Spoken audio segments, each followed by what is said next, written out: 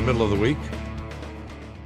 And the Super Bowl is only 3 days away, Shannon. Do you know that? Yeah. We're going to talk about it tomorrow. We have our reporter on site tomorrow.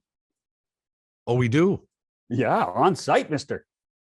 Will he be reporting from Los Angeles, California? What is the name of the stadium there? SoFi. Yeah, that's it. SoFi Stadium. Yes. Pat Leonard for the New York Daily News will be in Los Angeles with us tomorrow. Well, To good. talk about the Super Bowl. Do you remember who's playing in it? Remember who's playing in it? Yeah, Akron and Louisville. There you go. We're going to do hockey again today, and You make it sound like an arduous challenge. well, we did hockey yesterday. Yeah, we did, but and we're not doing hockey again today. The only 2 times all week. We're going to do football tomorrow. We're going to do basketball Friday. Well, it's okay. All I said was we're going to do hockey again because we did hockey yesterday. And we had the great Brian Cooper on Monday to talk about business of sports. Well, I wouldn't say great, but Brad Treliving is going to join us, who we always enjoy chatting with, and we'll talk about his hockey team, who are in a battle in a division that is as tight as can possibly be. And we'll talk to him about that and the impact of that and how it affects what he does, if at all. Brad Treliving is going to join us after these messages. Well, the All-Star break is behind us in the National Hockey League. And I guess, John, this was supposed to be the big vacation for everybody, huh? Yes. Well, yeah. The time off for the Olympics. You know what was supposed to happen today was that the players were going to be landing in Beijing, and everybody who wasn't going to be in Beijing were going to be on their way to Cabo San Lucas. Yeah. Well, our guest today is the managing general, of course, of the Calgary Flames. Brad Treliving is with us, and looks like, Treliving, you're sitting in your office and grinding out that paycheck, huh? Yeah, a long way from Cabo San Lucas today. So we're Well, I don't know. I'm not feeling all those years you spent in the sun in Phoenix. I'm not feeling sorry for you. Okay. Yeah. Well, you're not going anywhere for the foreseeable future. But had you made any plans for the 17-day shutdown window? Any ideas to what you were going to do over this time frame? I hadn't, Bob. I'm sure my wife had all sorts of ideas going on, but we kind of heard a few things every now and again. But once everything got changed here in December, we had a pretty good idea that we wouldn't be going too far. So we've touched on it a few times the last couple of days on the show about this compacted schedule, Brad. Whether it's 40 games in 80 days or 81 days. Yeah. How you're doing a back-to-back home games, which is a rarity, a Wednesday, Thursday at the Saddle Dome. How are you going to manage it? Well, we went through the outbreak here in early first part of December, middle of December, I guess it was, and so we had 11 games. The good news is the majority of them were home games. So they've we had one put into March, our two road games that we missed. We had 9 home and then 2 road games. The 2 road games were back to back, been put into April. So for the most part, what was to be the Olympic break. We've got 8 home games in that time. So for the most part, it's going to be busy, but by and large, it's as good as we could have hoped for in terms of scheduling. But everybody's in the same boat now. You're right. You got every Canadian team. Every Canadian team's in the same boat. It's not the same for your American friends. True. Absolutely. So, it's going to be a busy stretch. So we're going to try to keep the picture small and just worry about the next game. And that's tomorrow against Vegas for us. So, but we had good skate today. The guys had a lot of energy, and so hopefully that can carry over to tomorrow. But it's going to be it'll be a hectic run here till the end. So you have 4 mandatory days off you have to give your players because of the CBA. You got these extra games. I mean, have you and Darryl sat down and gone through it and say, I mean, you might have like 4 practices all month. Yeah. Well, I think practice is, it's going to be the thing of the past here as you get into, the next little bit. So when you do have a practice, you got to make the most of it. But as you get into this, even, like you said, we're 40 games in 80 days. So it's play, it's get rest, recover, and play again. So the coaches don't necessarily like that. I think the players are more than happy with that. So away we go. Well, one of the evolutions in sport, Brad, that we have all observed, principally in the National Basketball Association, but elsewhere too, is time management, days off, giving players games off. The NBA does it with some regularity, especially with veteran players. You'll recall when Kawhi Leonard was in Toronto, he got all kinds of days off. Now, there were mitigating circumstances to that, but he got like 20-something days off, games off. And we've seen teams in other sports now say, all right, we want our players to have the odd game off. Do you make any plans for that? Do you discuss that? Or do you stick to the notion that, well, we got 82 to play. If you can play them, you play them? Yeah, a little bit of both, Bob. I think when at the beginning of the year, you're planning to play your full lineup whenever it's available. But at the end of the day, the reality is, especially, and I think even more so out west with the travel. We've had players that have come from the east to the west, and it's noticeable in terms of the travel that you carry out here. So there are certain nights that you try to circle in the calendar and say, okay, is there a way to get as much recovery as you can? Now, having said that, it's like a lot of things. It's written in pencil, but the reality is things are so tight usually, and when you're fighting and scratching and crawling to get into the playoffs, at the end of the day, you're playing your best lineup. You're playing your best lineup every night that you can. Now, injuries dictate that. And this year, I would say has been, well, the last couple of years, but with all the COVID stuff going on, your lineup's written in pencil every day. Your practice lineup's written in pencil until you get through your testing every day.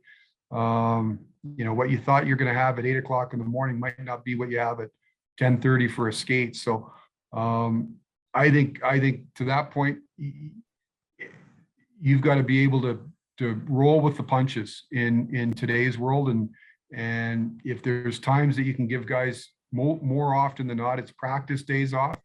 You at the end of the day, you want them as fresh as they can be at 7 o'clock at night on game night. So whatever that does, whatever you have to do to accomplish that, you try to accomplish it. New protocols after the All-Star game for you. You've lost your taxi squad. Any issues for you? Well, I mean, not necessarily issues. Ours is, we're in a situation where our farm team's in Stockton, California. So it's not as easy as saying, we've got a team down the street that if we need a guy on a game day, it's a little more challenging. But I think, now with the hope is that you're going to have a little bit more heads up if you have to go through a COVID situation, because the testing procedures have changed, that you're not testing every single day, only with players with symptoms. So, that may give you a little bit more wiggle room, but, we keep an extra player here, extra forward, extra defenseman, at least for those situations if something arrives on game day. So I don't anticipate it's going to be what normal course of business normally is, John. So right. I don't anticipate. And sometimes, quite honestly, those taxi squad, it's good to have people around, but it's hard. It can be hard on the coaches to have that many extra players. It's hard on the players when they're not playing. So I like it better when the players that aren't playing are down in Stockton playing and are ready when they're called upon. So the other thing is you touched on it a little bit there, the new rules about asymptomatic players or players not getting tested every day. I assume your team, the players on your team, are happy about all the changes that have been made?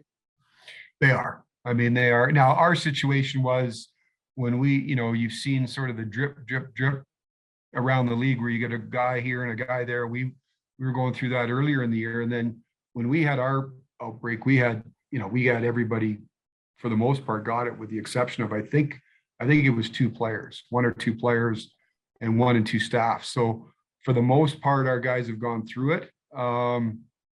But yeah, there's certainly they're happy with the changes. Well, and having gone through it reduces the risk of getting it again, but it doesn't eliminate it, right? Correct. You still can get it, and we've had players who've had it multiple times. So you deal. It's the new norm, right?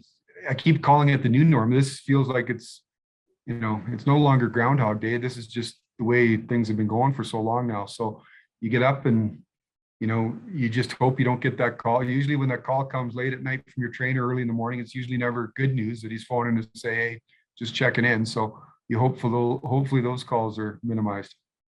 So as a general rule, you get to this time of year and every team in your division conference, in the league, in fact, will have played approximately the same number of games. Every once in a while, there's an aberration, but generally you're within 1 or 2 games played of everybody else.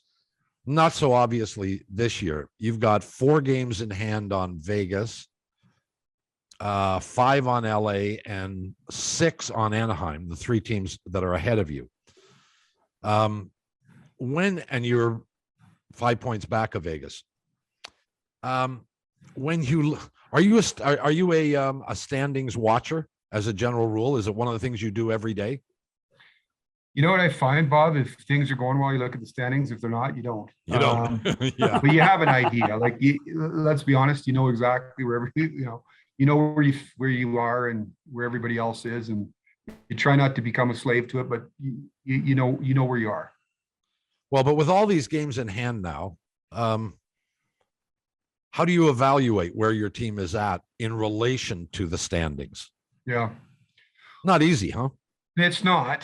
And I don't like to get caught up in, okay, well, we're X back, but we've got all these games in hand. Games in hand are only valuable if you win them. So the thing is, we'll make these games up in hand really in the next 3 weeks, next couple of weeks. We're going to be playing a lot of hockey when everybody else in our division, probably with the exception of Edmonton, isn't. So we know this is an important time for us. I look, when you evaluate our team, I kind of look at it in 2 segments in the first half. We had a real good start.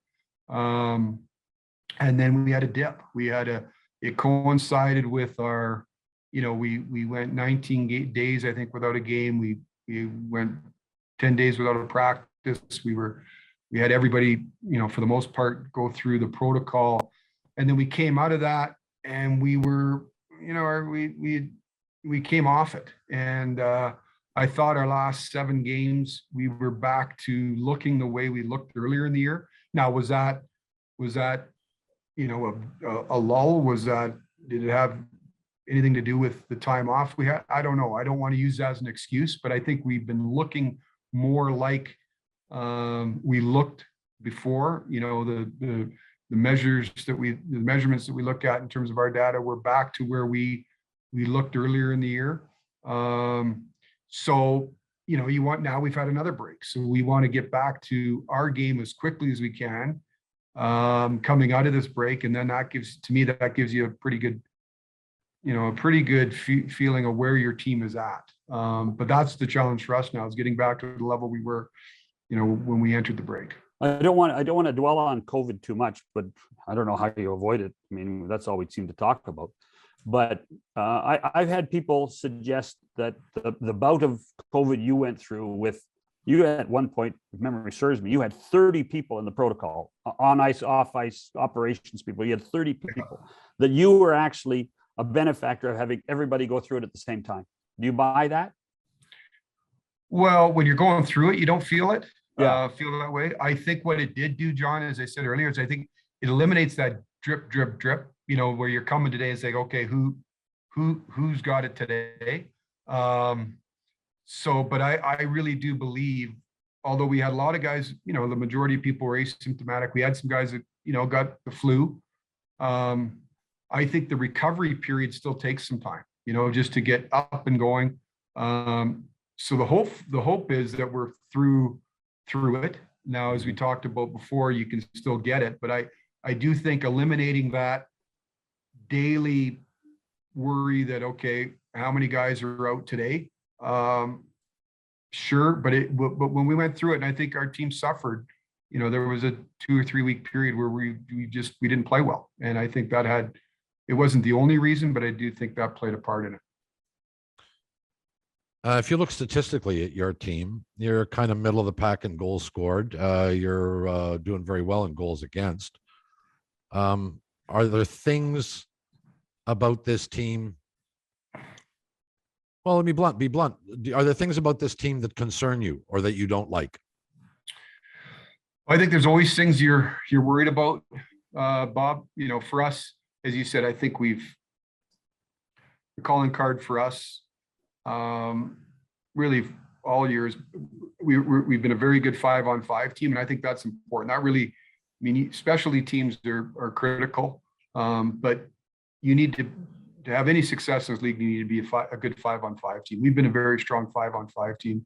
We've been a top team defensively all year in terms of what we give up or what we don't give up.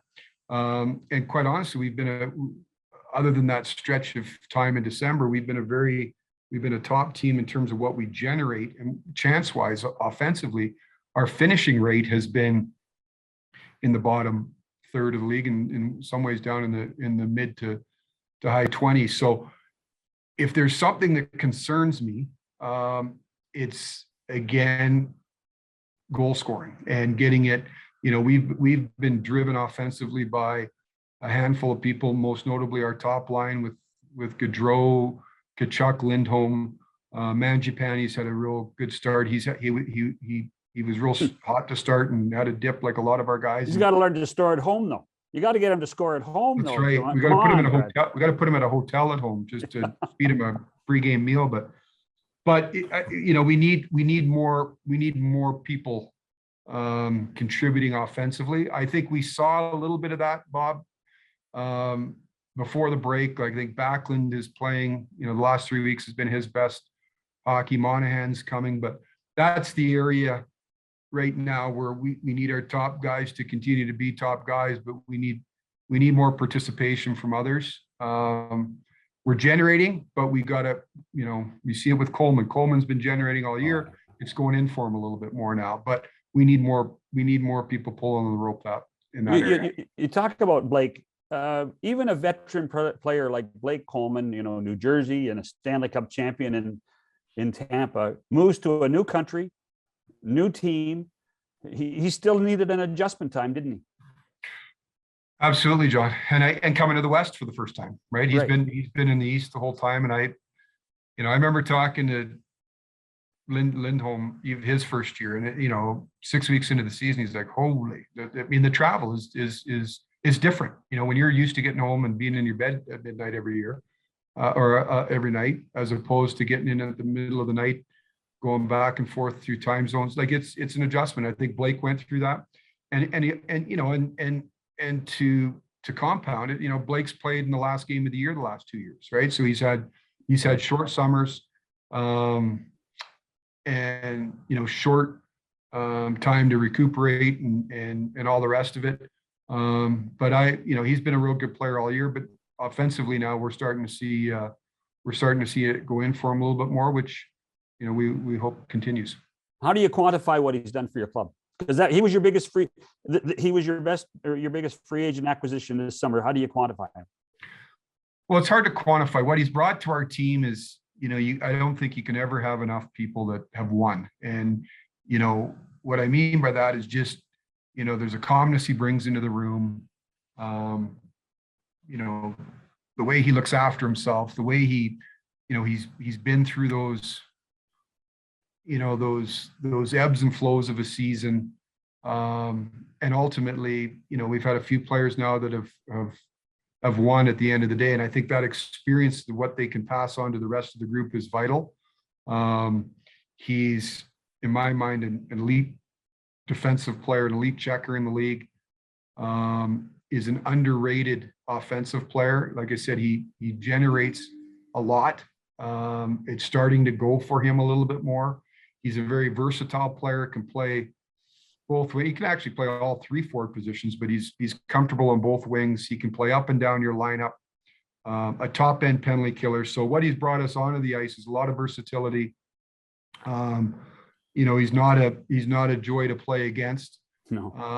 And then he's been just a real good teammate. He's fit in seamlessly with our group.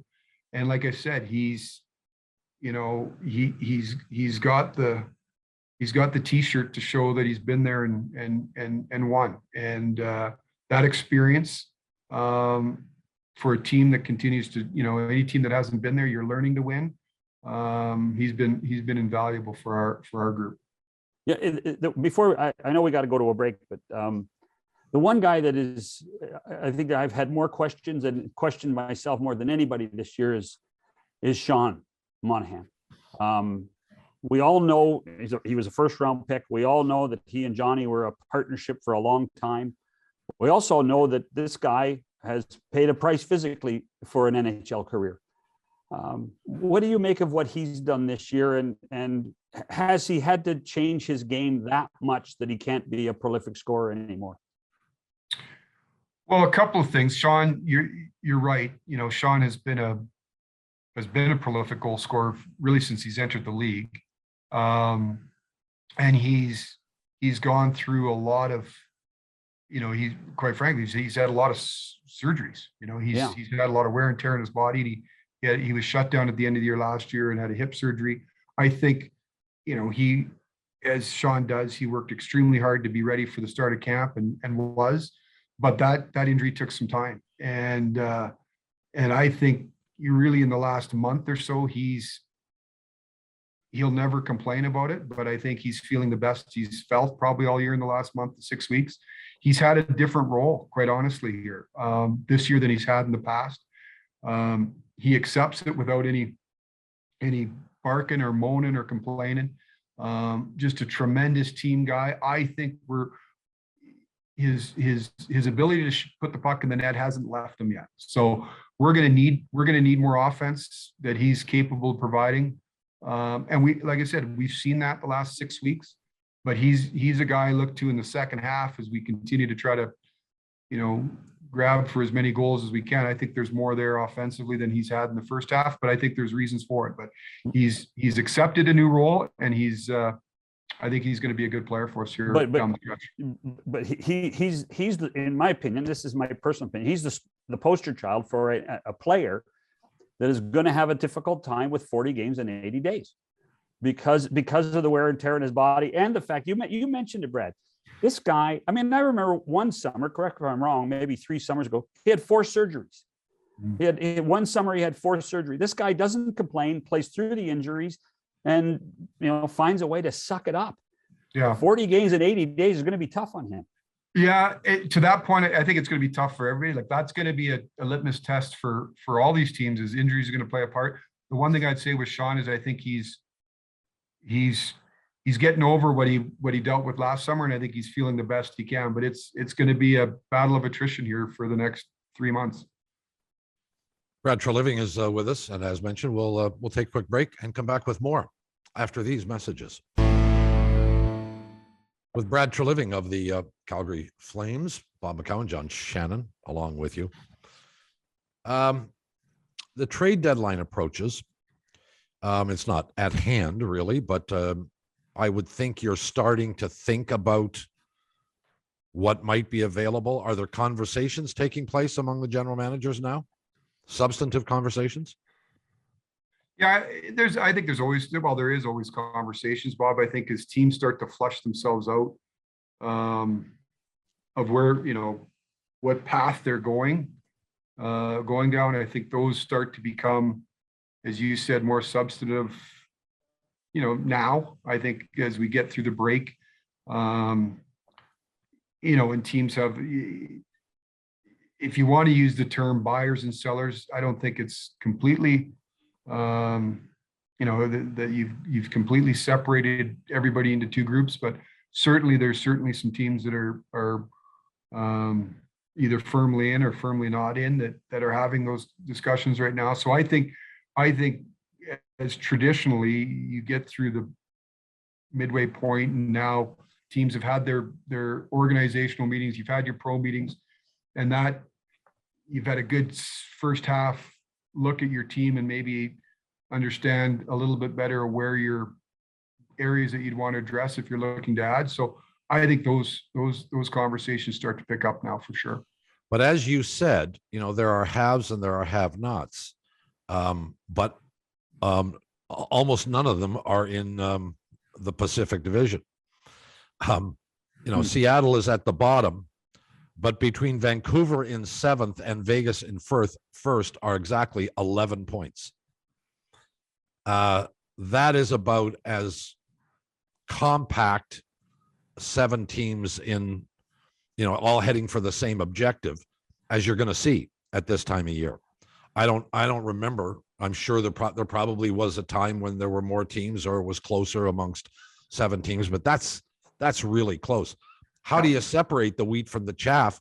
And do you, Brad, are you inclined then to be a little bit more cautious about what you do, given that you have these 6 other teams that you're competing against who are thinking the same kind of thing? Yeah. Well, I think a couple of things, Bob. You certainly are cognizant of what's going on around you. I don't think you can chart your path based upon, what the guy down the street is or the guy in your division is doing. You have to have, at the end of the day, you have to have clear conviction of what you believe, where you are, where your team is at, and whether, what deficiency you may have. Obviously, you have to make a decision if you're adding to your team that you believe that and if you're prepared to give up assets that you feel you're going to be a playoff team. You're right. It is tight in our division. I don't think it's going to change. I don't see it changing. I think it's going to be like this right through to the end. And then you have to make a decision, of if you're looking to add to your group, when do you do it? A lot of that is not necessarily your own choosing. You've got to find, you got to find a dance partner and something that fits and something that works for not only yourself, but the other side. But I think you got to be very careful. Number one, know exactly what's going on around you, but you can't be a slave to, the other teams. I think you choose a path. You're convicted in that path and you move forward. And that's what I believe in. Well, I don't dispute anything you said. I'm just curious in trying to understand or let the audience have some perspective on understanding the process that you go through. So you've got these 7 teams in a bunch. They are your direct competition moving towards April. And well, let me put it this way. When you are in conversation with another team, how often will you, about a particular player, how often will you know whether there are other teams or what other teams are also interested in the player you might be interested in, and how that affects what you do? Right. Well, I don't necessarily, there's sometimes you have as teams start to make decisions, if you're a selling team and the team starts to go to market with a certain player, you have a pretty good understanding as you go through evaluating all the other teams, what they may be looking for. So if you're direct competition, you may know if they're looking for a forward or a centerman, or, they're looking for a defenseman. So you may have an idea of what positional need. You may not know if they're chasing Joe Smith or somebody that you may have interest in, but you have a pretty good idea of what, just in discussions with them, what they may be looking for.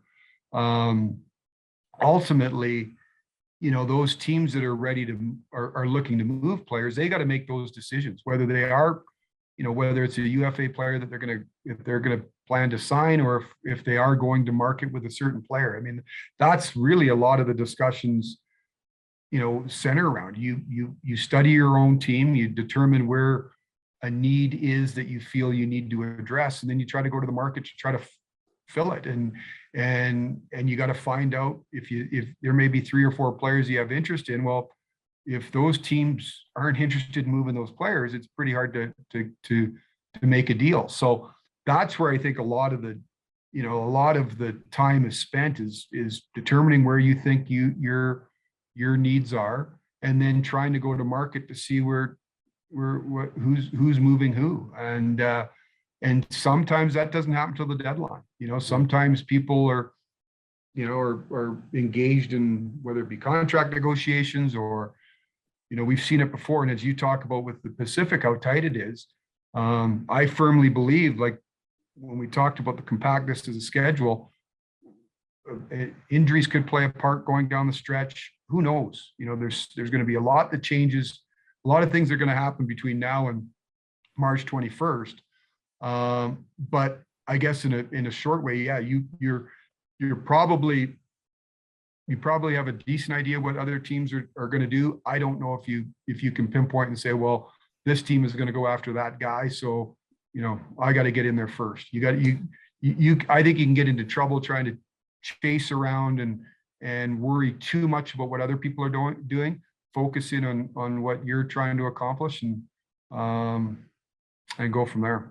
How much reluctance? Sorry, John. Last one for me, and then I'll let you go. How much reluctance would you have to make a deal with one of the other teams in your division? It'd be pretty tough. I've made deals in our division. I think it's not common because you're in direct competition, right? Correct. You're usually in direct competition. Does it happen? Sometimes it does happen if there's a fit there. I would say that's probably that's not the norm. But you've had some. Listen, we don't have a lot of discussions, I don't think, with teams in your own division because you're chasing them or they're chasing you. So I don't know if there'd be a whole lot of transactions between those teams, but it's not to say that there wouldn't be.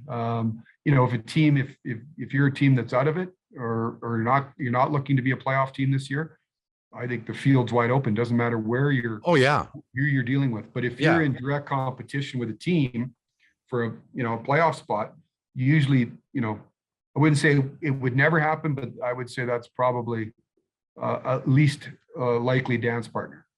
Hey, for the layman out there, Bob's questions about how you work around the league and on trade deadline. How much different is trade deadline than free agency? From that perspective, I know you're dealing with agents, and agents can maybe fib to tell you there's lots of bidders, but general managers do the same thing. So, how much is your philosophy as somebody trying to make acquisitions? How much is it different on the 21st of March than it will be on the 15th of July? Well, I think in July you have there's a set. You know who the players are, right? Here's the free agents, and you're basically working out, a contract. The deadline still, as we talked about here, you still may not know right now who's going to be definitely in play. You have a lot of conversations with teams, but you don't know for sure if those are players that they're going to move. Or if you're in a selling mode that you're going to move. I would say this, John, over the years, I haven't been an overly active manager at the deadline. I really do believe you build your team in the summer and you got to be careful around the deadline. In the last couple of years, especially with the flat cap now, there's so much with, how term is going to be affect certain teams. If you've got contracts that are coming up, you've got, there's a balancing act with that. But I would say this, if you're trying to get something done in the deadline, I would prefer to do something earlier than later. Obviously, I worked with Berkey for a lot of years, and he always had the great analogy. The deadline is sort of like, it's like rush hour traffic, and you got 5 lanes merging into one, and it's chaotic.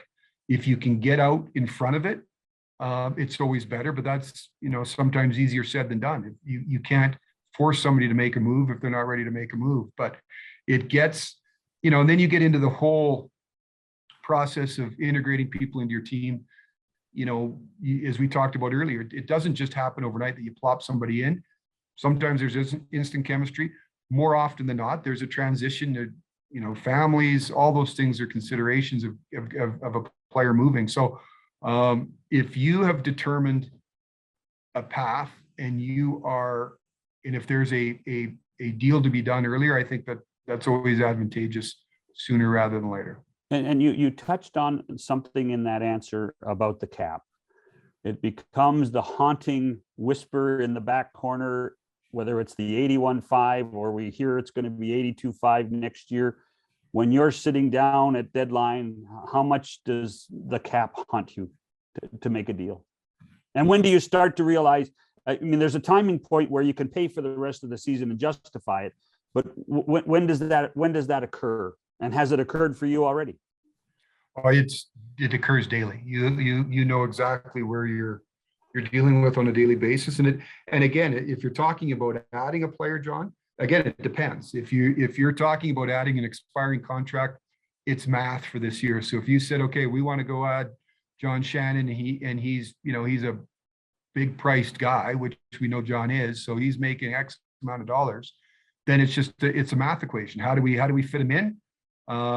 There's two ways to do it. We can fit him in on this date, as with each day that goes off, the salary comes down, or we've got to have the team that you're dealing with eat a percentage of money, or you've got to have a percentage of money go back out the door. So that's just a math equation.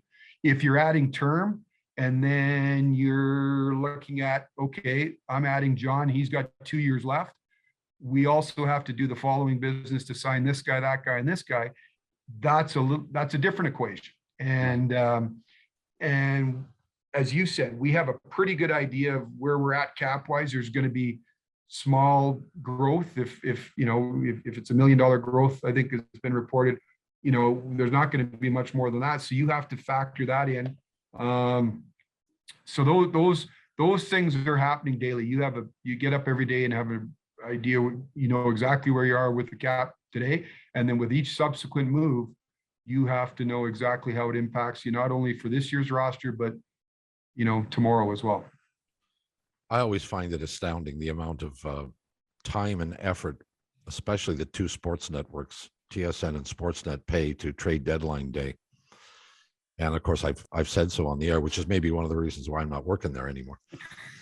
But these are deals based. I mean, they're business moves or they're irrelevant moves.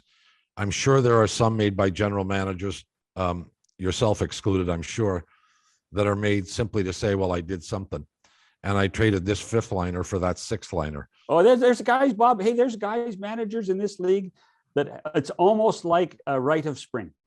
I've got to do a deal. And whether it's a big deal or a little deal, they will walk out of the room saying, I've said it for years. Yeah, 34 consecutive years I've done a deal. That happens. Well, if there are 21 deals made on trade deadline day, generically, I can tell you 20 of them are are a complete waste of time for everybody involved. Yeah. And maybe one you of them have to is look, of marginal if you go back. significance. Yeah, it's a good point, Bob. Like if you go back and say, okay, how many, the amount of deals, I guess twofold. If your team is, if you're a team that's adding, let's say, if you're a buyer, there's always, as a manager, and I've said this since I've been a manager, you always take your cues from your team, right? So, and if your team's in a position where, they're having a good year, you want to help. You want to be able to go down there. You do. It's like walking into your kid's room and they're all looking at you of saying, okay, help us, give us another piece. So you want to help. But if you go back historically and look how many, big deals are done and ultimately how much success comes from those, we've done the exercise. You can extrapolate, and there are deals every year that are successful. But you got to be careful. You got to be careful. Everybody gets excited and jacked up, and we all want to help our teams, but it's going to cost you future assets and all these types of things. So it's you've got to be careful. You got to do your homework, and ultimately, I hope you make the right decisions. But the balancing act, you talked about going down and all the kids are looking at you when you look in the room. You also know if you're going to do that, if there's 18 kids in that room, one of them might be gone. Potentially, yeah. Yeah. So that's the other part of it, John, is if you've had success, sometimes part of that people don't, it's all, when you play fantasy league, it's great. We'll go get this piece, that piece, but there mix and cohesion and all those types of things. Chemistry, I think, is a big part of our sport, and it's a big part of a team concept. So you got to be careful of how people fit into to roles and fit in with the group. But hey, we're all very, very competitive, and as the stoic general line is, if there's a way to help your team, you want to do it. And I always laugh at all the all the predictions for the deadline, and the best one is, is team XYZ going to do anything? Well, if they can find a really good fit, Berkey and I used to about this one. They say, well, is this team going to do anything? And the guy would say, well, if they can find a really good fit at a really low price, I think they'll do it. Yeah, but here's the problem. The last 2 or 3 years when Brian was on Sportsnet, he started to use that. Hey, I've got this is the portion of the podcast where Bob wants to go to break, and I do an extra question. Okay. So I really have to ask you, Darryl Sutter. What do you know about Darryl Sutter now that you didn't know about when the season started or when you hired him? And can you feel on a daily basis, how do you feel what he has done to create accountability for your team? Well, I think is there anything now that I didn't, I guess, do I know anything now that I didn't know then? Probably, I don't know if there's anything different. I think in my opinion, I've said this before, I think he's a Hall of Fame coach. He's had success. He's won cups, he's won championships, he's had success everywhere he's gone. I always laugh when, I think the public perception of Darryl is different than when you work with him on a daily basis. He is innovative. He studies numbers, he studies data. He's, in my mind, he's ahead of, he's always been sort of ahead of his time in that regard. We have a analytic data department here that he has dug into all the time and finding any edge or any advantage that he can. But he's very clear. Honesty, probably, if you had to come up with one word, there's just brutal honesty. And for players, for individually, collectively as our group, he's got a certain way that demands that we play, and he holds people accountable to that level and to that standard. And I think he's done a terrific job here. But I'm not surprised, because I think he's a hell of a coach. By the way, there's only one person responsible for that public persona. There's only one person, and that's Darryl. And you know it as well as I do. Oh, absolutely. Darryl has created that level of maybe it's a new word, unapproachability, because that's what Darryl wants. Darryl just wants to be able to do what he does. And let's go. We're going to go to work. But he's been, I enjoy it. And like I said, he's real clear with the players. Like I said, it's very, in a lot of ways, a very simple approach. But there's demands, and I think, this level, it should be, and ultimately, John, I do believe players like, they like structure, they like accountability, they want it. And he brings that, for sure. You ever disagree with him? Oh, we always have. Yeah. I mean, when I say disagree, we talk about a lot of different things, but I think we see the game very similar. I think we had, Darryl came in here at a time where I think we were losing our way a little bit, right? We needed and I said it the day we announced Darryl, we need what Darryl brings. Our group needs what Darryl brings. And, you can see it, not only collectively how the team has played. And listen, we're talking about all these great things. We haven't accomplished anything yet, but, and then you see how, our top players have responded to them. But yeah, we debate things all the time. And, I've really enjoyed our time together. We're going to let you go, but I said earlier that you have you're in an advantageous position because you have significant games in hand over the 3 teams ahead of you, and as you stated, you got to win those games in order to make that matter.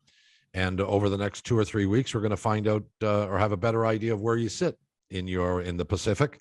And I suspect it's going to be at or very near the top of the division. We wish you good luck, and we thank you as always for your time. You're very generous with us. We greatly appreciate it. And good luck rest of the way. We'll talk to you later in the year, I hope. You bet. Thanks as always, guys. Take care. Thank you, Mr. Treliving. Brad Treliving, the general manager of the Calgary Flames. Back with more after this. And we have returned, or you have returned, as the case may be. Brad Treliving has not, and we thank him for being with us. And we spent some considerable time discussing the Pacific Division and how tight it is. And it is extraordinary, but it's really it's the most interesting division, I think. And yet, when the season started, everybody went, "Oh, Pacific, going to be awful." Pacific. There's nobody that's Vegas is going to be the team, and that's going to be it. And maybe. Well, no, I don't think so. I think you're wrong. I think it was okay. Vegas and maybe Edmonton, if they can keep their crap together. That's right. Yeah. Right.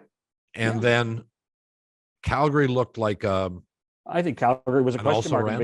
Yeah, I agree. Anaheim looked like they were too young. Yep. And LA looked like they were a combination of too young and not good enough. Yeah.